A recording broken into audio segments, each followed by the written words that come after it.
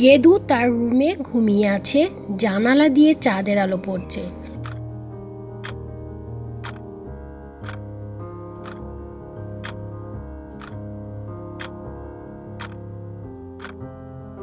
হঠাৎ সে গভীর ঘুমে আচ্ছন্ন হয়ে পড়লে সে একটি স্বপ্ন দেখতে শুরু করে।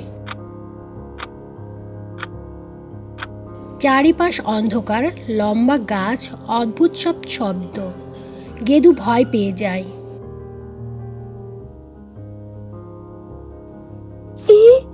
আমি কোথায় এলাম? এটা কোন জায়গা? বাবা, মা, তোমরা কোথায়? আমি কোথায় এলাম? কে আছো? এত ভয়ঙ্কর জায়গা। হঠাৎ রহস্যময় আলো জ্বলে ওঠে, কুয়াশার মতো একটি ছায়ার আবির্ভাব হয়।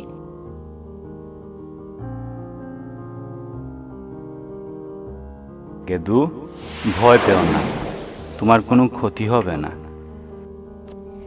তুমি কে? কে কথা বলছো?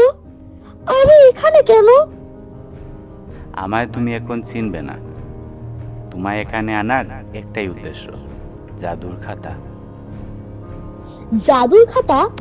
খাতার কি হয়েছে? আমি তোমায় খাতা দেব না বলে দিলাম। ভয় পেও না, আমি খাতা নেব না। আমি তোমার জাদুর খাতার রহস্য নিয়ে জানাতে এসেছি। আমি তো জাদুর খাতার রহস্য জানি। এটাতে যা আঁকবো সেটাই জীবন্ত হয়ে যাবে। না গেদু, তুমি পুরো রহস্য এখনো জানো না। এটা জানার জন্য তোমায় আমাকে খুঁজে বের করতে হবে। কিন্তু তুমি কে? আমার সামনে আসছো না কেন?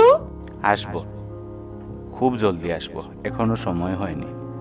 আচ্ছা, আমি কোথায় আছি এটা তো বলবে। আমি আমার বাড়ি যাব কি করে?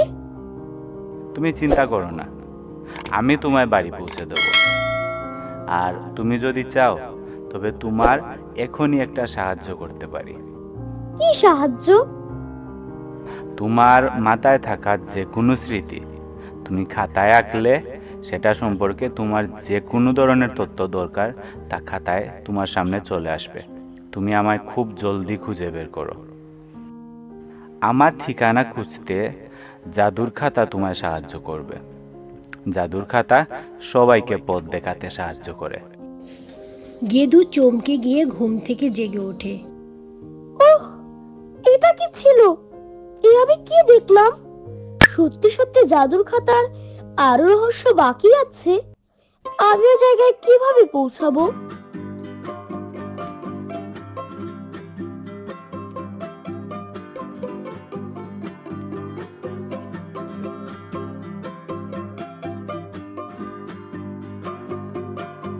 সে গতরাতের স্বপ্নের কথা মিমিকে বলল। আরে, আমি সত্যি বলছি। জানি তুই বিশ্বাস করবি না, কিন্তু গতকাল আমি সত্যি সত্যি স্বপ্নটা দেখেছি। ওখানে খাতা নিয়ে ওই আলোটা আমায় সব বলেছে। তুই সত্যি বলছিস? ওটা শুধু একটা স্বপ্ন নয়। আরে হ্যাঁ, সত্যি। জাদুর খাতার আরো রহস্য আছে। আমাদের ওই রহস্যময়ী কণ্ঠস্বরের সন্ধান করতে হবে। বুঝলাম, কিন্তু আমরা ওই জায়গা চিনব কিভাবে? স্বপ্নে আলো আমায় বলেছিল আমি মন থেকে কিছু আঁকলে ওটা সামনে চলে আসবে। আমার ওই মন্দিরের কথা এখনো মনে আছে। দেখি ওটা আসলেই বাস্তব হয় কিনা। গেদু মনে মনে গতকালকের মন্দিরের কথা মনে করে খাতায় একটি মন্দির আঁকলো, আর সাথে সাথে মন্দিরের ম্যাপটা তাদের সামনে ভেসে উঠল। এই দেখ, আমরা এই পথে গেলে এই মন্দিরে পৌঁছাতে পারবো। আমরা আজকে স্কুল থেকে ফিরে বের হব। গেদু আর মিমি স্কুল ছুটি হয়ে গেলে বাড়িতে গেল। তারপর বিকালে বের হলো। তারা মানচিত্র অনুসরণ করে সেই পুরনো মন্দিরের সামনে পৌঁছালো। মন্দিরের চারপাশ লতাপাতায় ঢাকা, প্রায় অন্ধকার একটি জায়গা।